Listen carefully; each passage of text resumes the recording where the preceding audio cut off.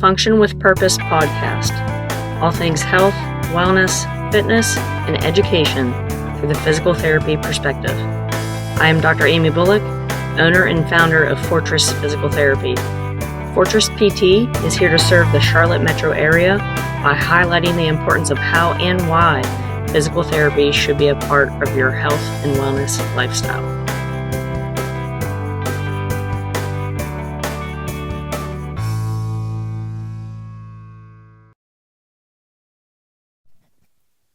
Here we go. Welcome to Season 12, Episode 4 of the Function with Purpose podcast. Thanks for tuning in. Dr. Amy here with you on this lovely day. This is the second part of the first part. So, part 2 of 2. Now, my HYROX competition day. It's here, and it came. So, I want to share with you the environment, how my prep for the specific day was, like what I should do at each station, how many steps should it take.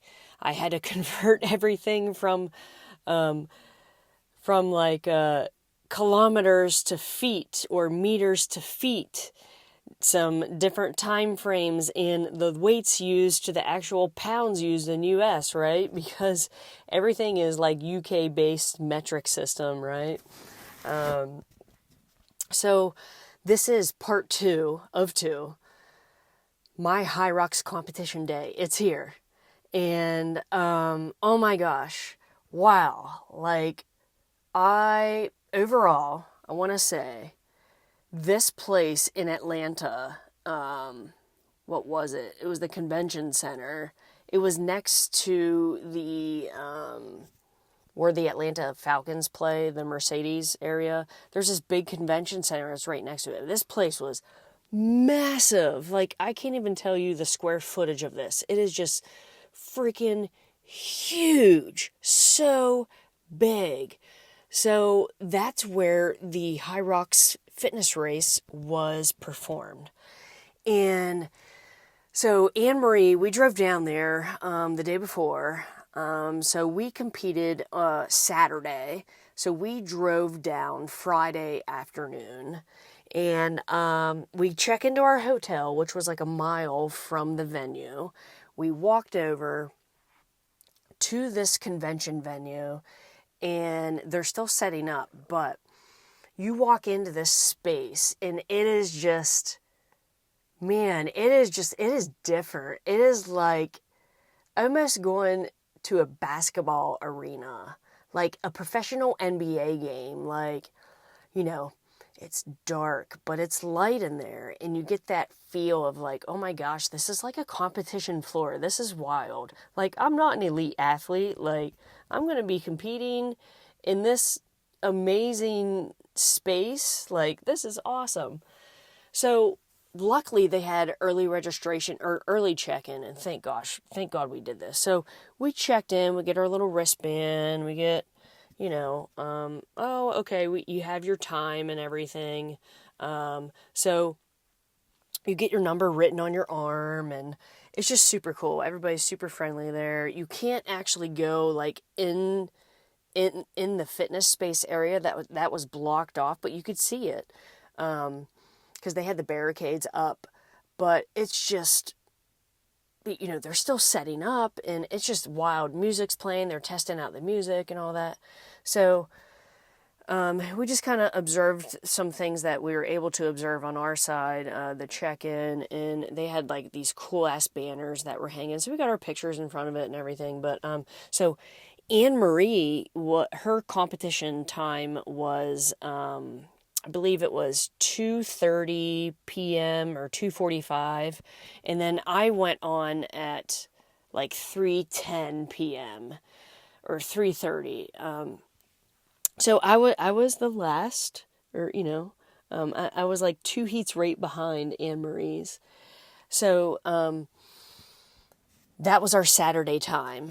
And from what we understood, you have to corral, so they corral athletes 10 minutes before their takeoff time, their designated start time, in this like big ass Red Bull inflatable tunnel, because HYROX is majorly sponsored by Red Bull and Puma, and we saw where that's set up, and you'll corral like 10 minutes before. So, you get these instructions for the competition day, which is great, right? Like, I don't know what I'm getting into, but at least Anne-Marie had a little bit of a taste of it the November 2024 prior. So she was giving me some insight on that, right? So, one thing to point out, when you go into your first HYROX competition, there will be a map. Like a map of how to do each station, like where you're running. So I observed that, we looked over that, and then in addition, HYROX on their Instagram page, they put out like a walkthrough video.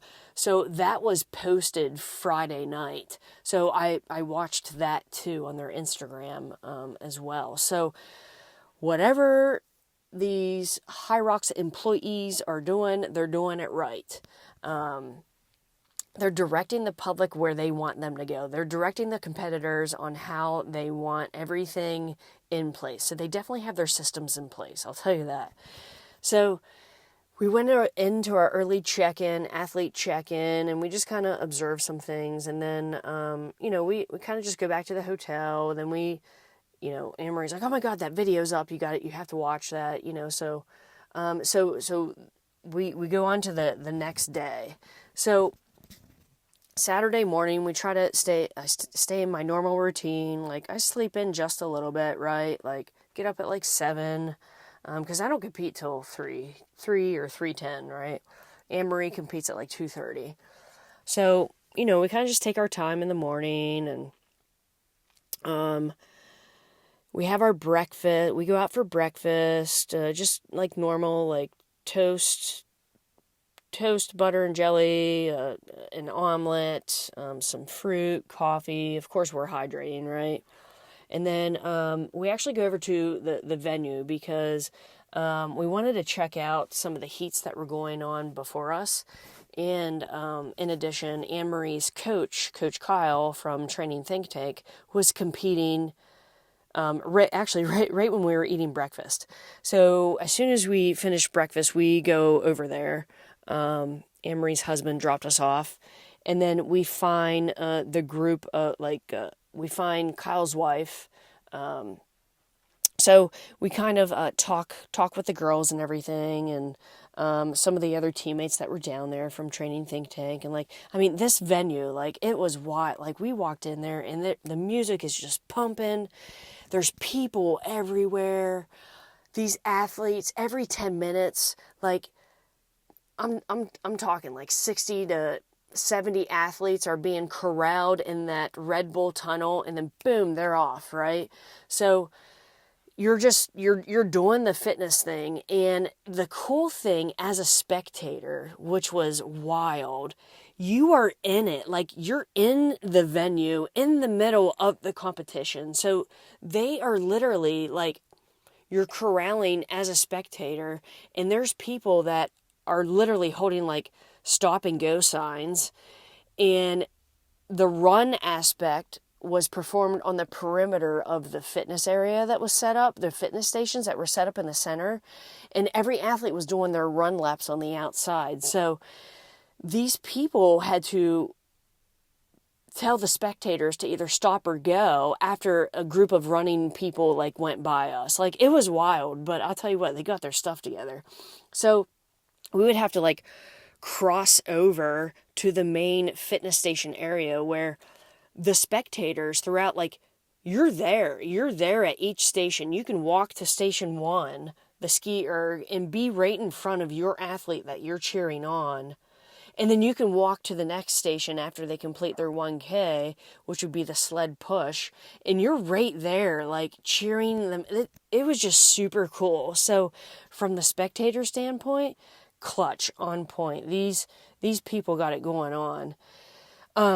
So we kind of spent maybe about 30, 45 minutes there, Anne-Marie and I, just to kind of get the feel and like look at each station, see how it's set up, right? And getting our mind right. So then we go back to the hotel, right? Because we're going to start prepping and getting ready to come back over to like hit our warm up and then do our designated time to do our HYROX comp, right? Like our HYROX race. So, prepping for this, the week prior, I kind of made some notes. So I went into my phone, and made a note on the notes section of my phone, like each station, right? So like, since I, was already, I already prepped for this, and was taking notes throughout my training prep process, I knew about what my effort and pacing should be at each functional fitness station. So like station 1 was a 1K ski erg. I could change my damper. I know my damper setting is typically between 6 and 7. So, and my goal was to hold a stroke per minute pace of 35 to 40. Which should put me about 4 minutes to 4 minutes and 15 seconds to complete the 1K. And so that was my first note for station 1. Station 2 was the 50-meter sled push. So it was a down and back of about 41 feet. So I had to convert, I had to do a lot of conversion here. 12.5 meters of one distance down was about 41 feet. So a down and back with 226 pounds on the sled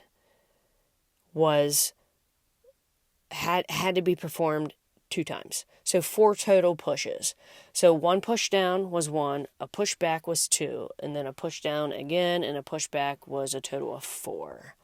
Okay, that was station number 2. So I knew that based on training, 25 to 30 feet as previous took me about 9 to 10 steps per leg. So going into 41 feet for one distance down, it should take me about 14 to 16 steps per foot. So I already marked that down. Station 3 was the sled pull. It was 50 meters of sled pull. Again, 4 total pulls. And then it was 171 pounds on the sled. So again, that was equivalent to 41 feet down, 41 feet back. So based on my previous training, I knew that for 25 feet, it took me about 5 to 6 pulls. So that meant almost double. Yeah, I should be somewhere in the range of 8 to 10 pulls per 41 foot. So my next portion of my note was the burpee broad jumps.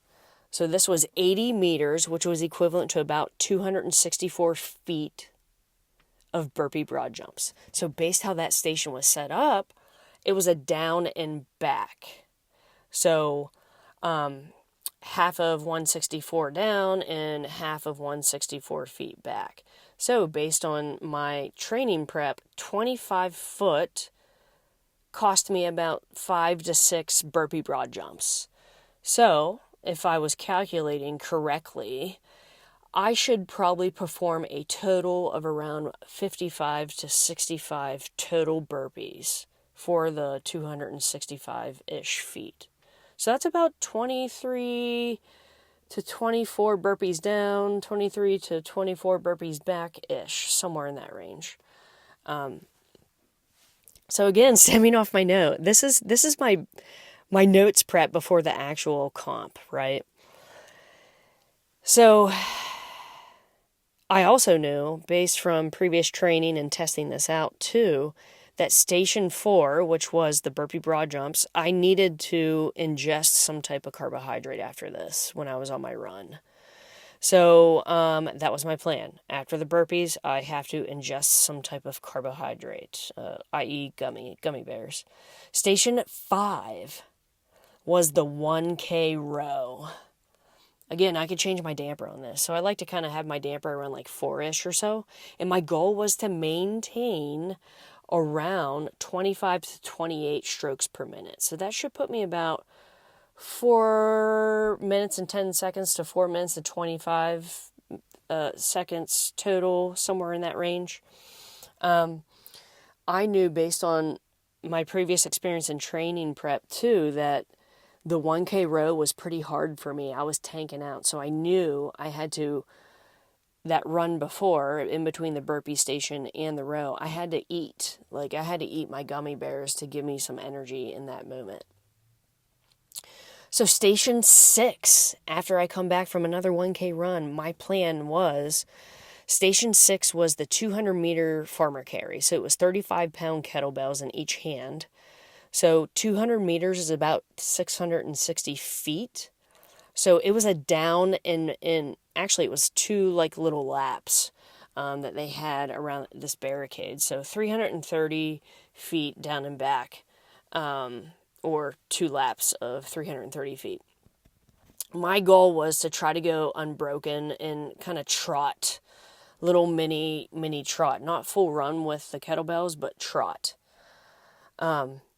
Station 7, after coming back from run coat, my station 7, this was the 100 meters of sandbag walking lunges. So for me, based on my age group in the open division, this was a 22-pound sandbag, and 100 meters is about 330 feet. So it was actually 165 foot down and back. So my intention was, I have to go unbroken with this. I can do a step 2 or a step through lunge, but probably step 2, because this station was key for me to recover cardiovascularly. I knew it. So the goal, based from my training, I knew that 25 feet, it took me about 9 to 10 total lunges. So, maybe about 4 or 5 lunge per leg. So the goal was somewhere between 60 and 65 lunge reps. So that would be total on each leg. That was my intention. And then lastly, that wall ball station, 100 wall ball shots with a 9-pound ball to a 9-foot target. Honestly, my intention was, okay, hit a big set. 9 pounds is fairly light for me. Just hit a big set and then kind of base it on feel from there. If I can maintain 10 reps or more every time I pick up the ball and perform the wall ball shot, I'll be good. And then it's cross the finish line. So, man, Dr. Amy, that was some extensive note-taking. Well, yeah, it's called having a plan and sticking to it. So, I wasn't, gonna poo-poo my training of 3.5 months and just poop it out the window, right? Like, I wanted to have a legit plan coming in. So that Saturday morning, when we get back at around lunch, like, I'm re-going over these notes that I just mentioned. Like, okay, boom, total of 60 steps here. Okay, cool. 15 per leg with the sled push. Okay, cool. About 10 pulls per. Okay, got it. Awesome. Gonna switch arms. Yeah. So I'm going over this stuff in my mind. And then I kind of eat my lunch and everything. I had like a big turkey sandwich. I think another banana or so. So just really trying to like carb load, but don't be over excessive on heavy carbs that are hard to digest. So a sandwich is clutch with this. I also packed a peanut butter and jelly sandwich that I would eat right prior to doing, 3, 2, 1, go type deal. Not right prior, but about like 30 minutes prior to my designated kickoff time. But just trying to maintain as normal eating pattern as I can and maintaining my hydration, right? So we go back we go back to the venue because as soon as Anne-Marie and I get back, it's like time to start to warm up in the athlete area. And another side note with this, another cool thing with a HYROX competition comparatively to like when I did my first CrossFit competition, you don't need that much equipment. All you need is running shoes, basically. So it was so nice to not carry a big-ass bag that weighed like almost 100 pounds with you. I just had my book bag with me. And I had my running shoes on, so that was great. And then I just had my food in there, a change of clothes, some body wipes, because there wasn't anything to like shower off with after.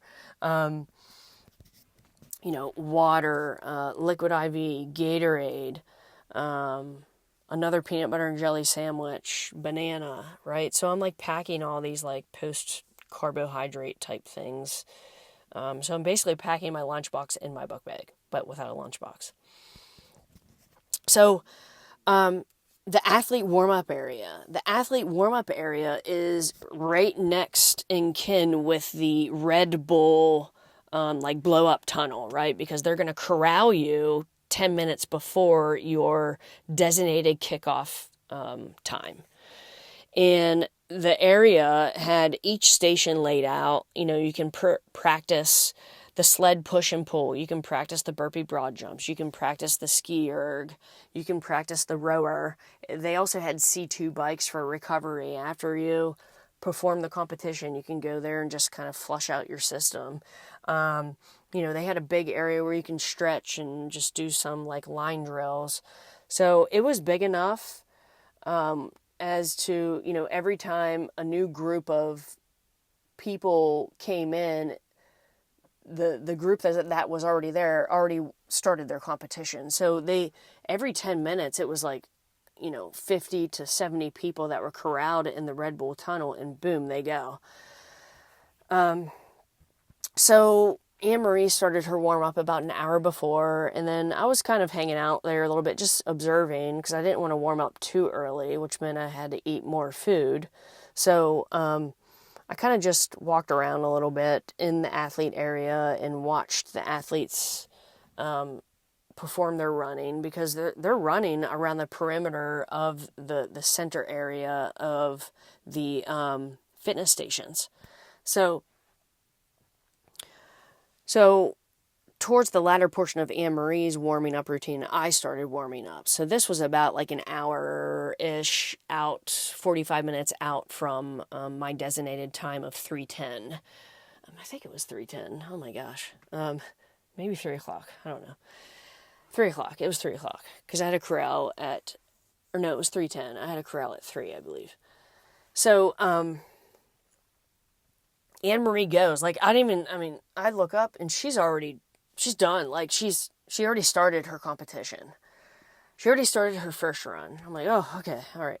Time to get a little bit zoned in. Okay, so I kind of finished my warm-up routine, and about, I would say, 30 minutes out from my designated time at 3 or 3:10, I ate my peanut butter and jelly sandwich.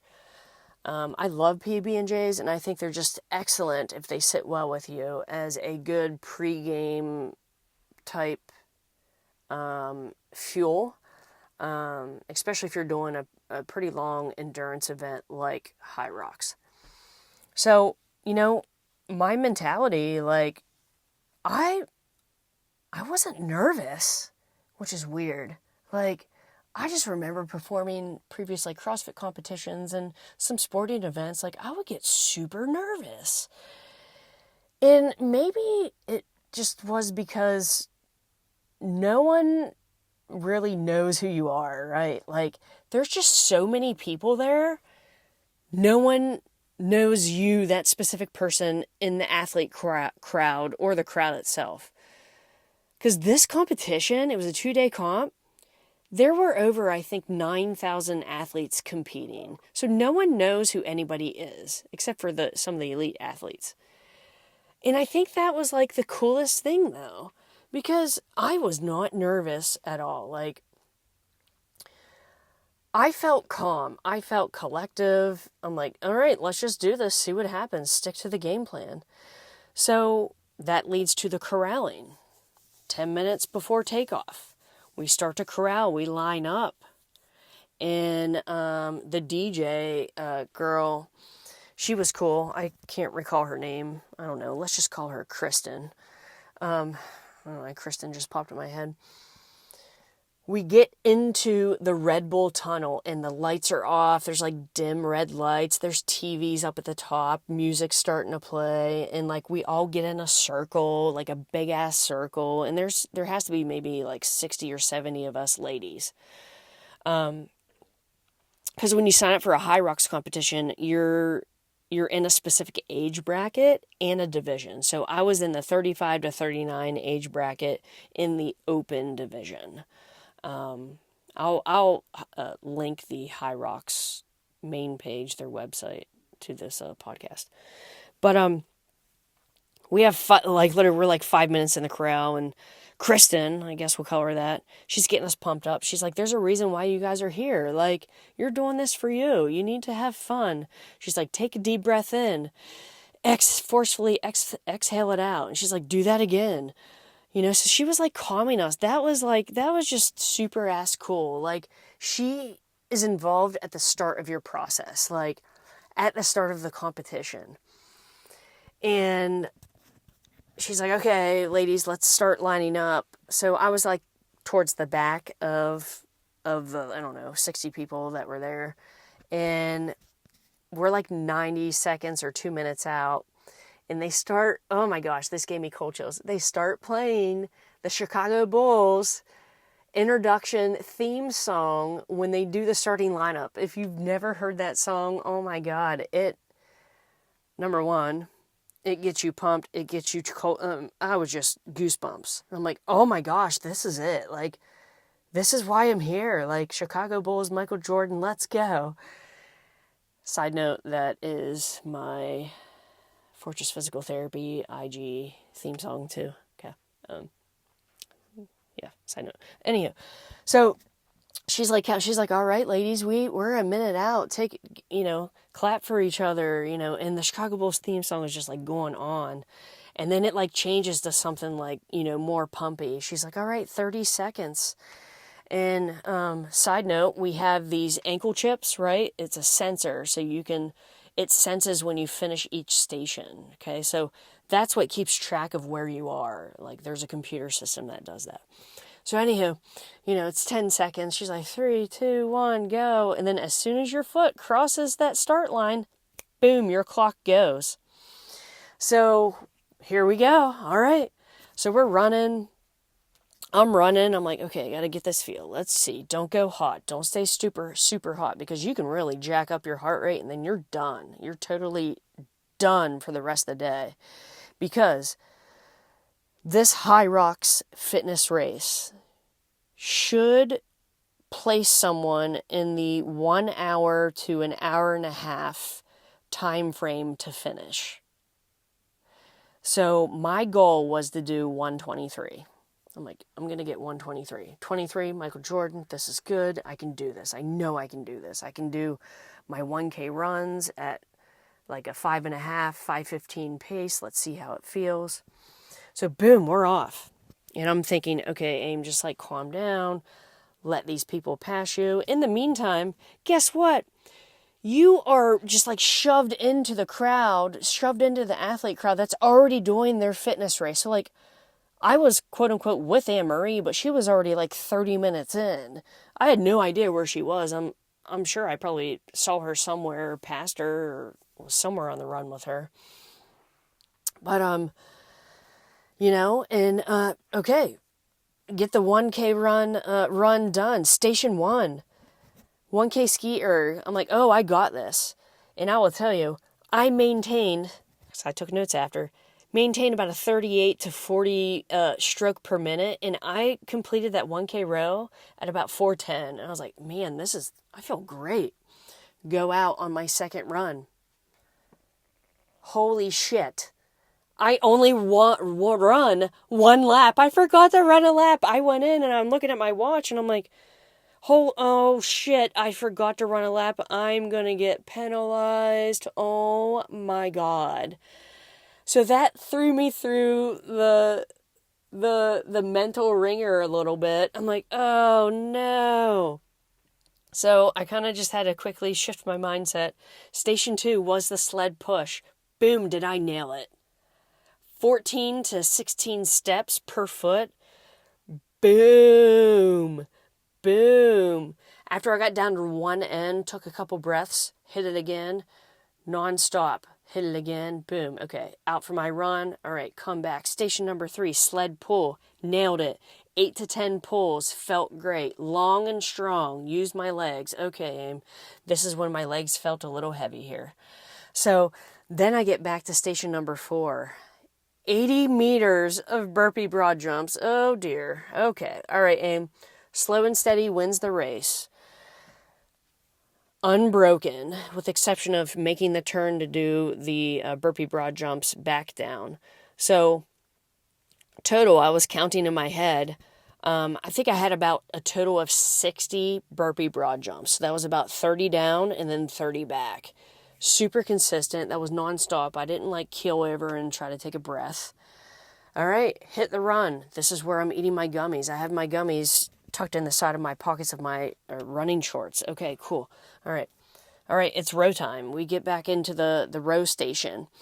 And I maintained about a 23 to 25 stroke per minute. So it took me about 4 minutes and 20 seconds to complete. I was totally happy with that. I was kind of in that low 900 cals per hour, but just staying super consistent. Hit the run again, and I noticed basically, probably from that run before, that first lap, you're supposed to run 2 laps. And, of course, I forgot it on the second attempt because I got confused. But on the first lap, I felt like I had to get my, legs underneath of me. So that second lap, I was trying to push a little bit more, but honestly, I didn't. After running, after the row, I get back to station 3, the farmer's carry.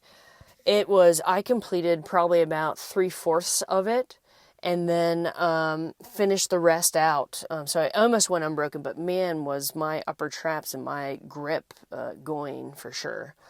I did trot, so that was good.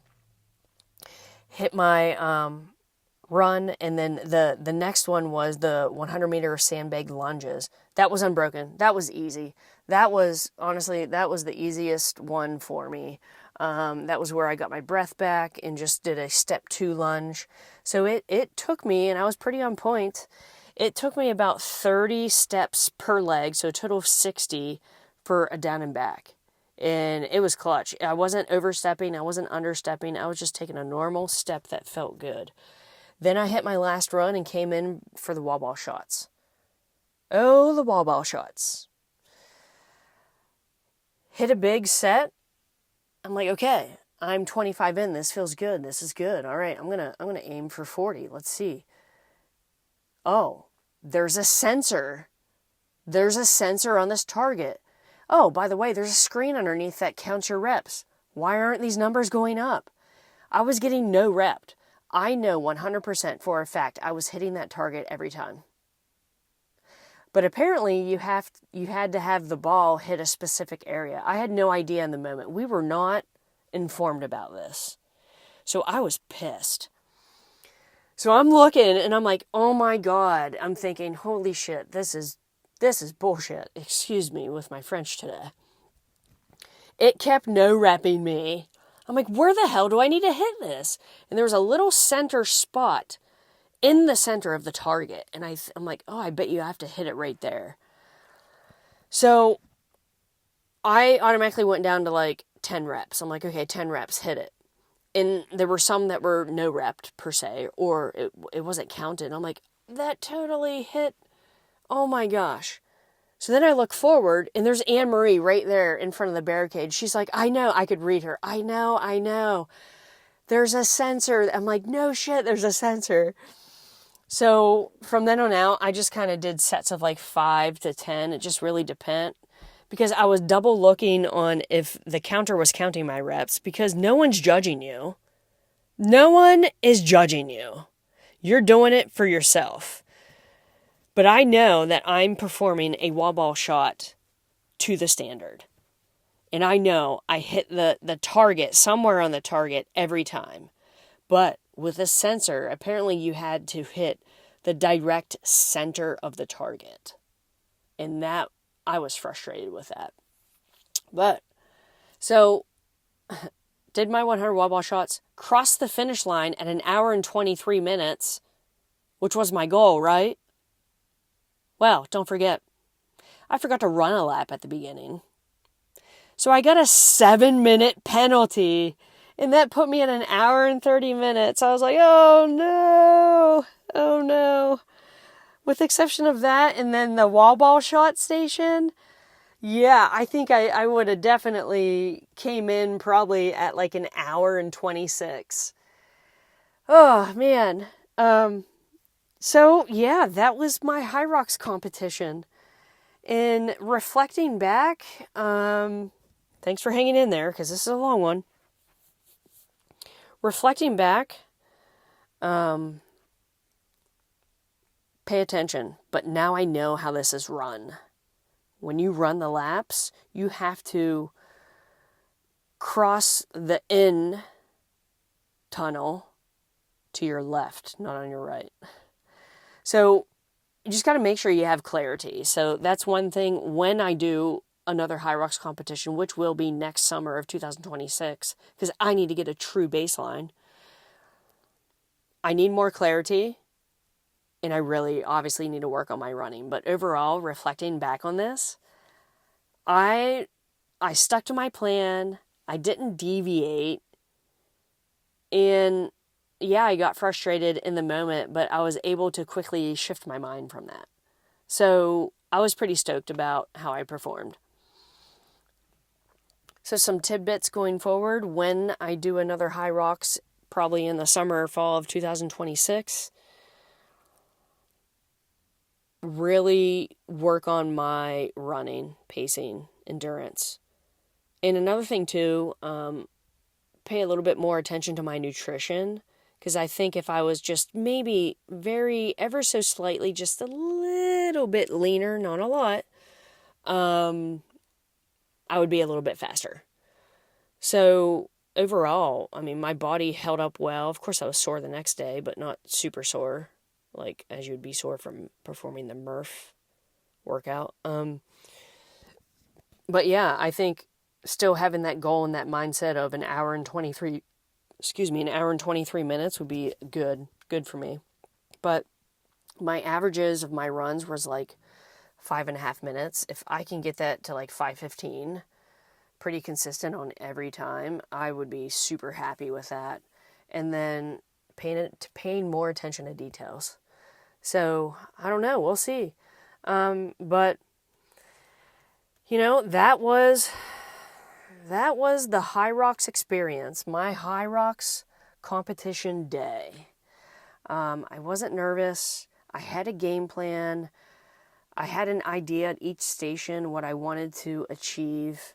I knew when to fuel myself and fuel as needed towards the latter portions of the stations. So then I fueled while I was running. So especially on that first lap, because we had to run 2, the first lap was like eating the gummy bears and trying to like get my legs underneath my body. And then in the future approaching this, not only that same thing, but then getting into that second lap, like I have to turn it on a little bit. So I need to speed up. I need to not be as slow as I was.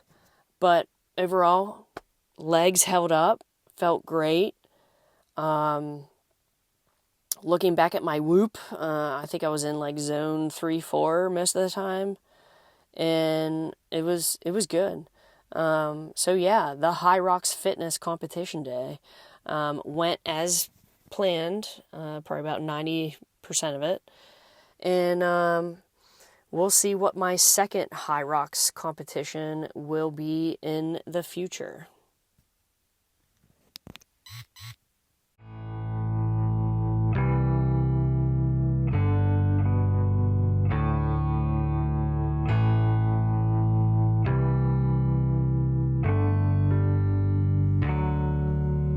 That's a wrap for today's episode, Function with Purpose podcast. For more information on this episode, please check out the show notes within your podcast app. Be sure to subscribe, like, share, or drop your comments and questions below. Follow us on Facebook, Twitter, Instagram, Google, YouTube, and LinkedIn. Thanks for the listen. Pursuit, precision, purpose.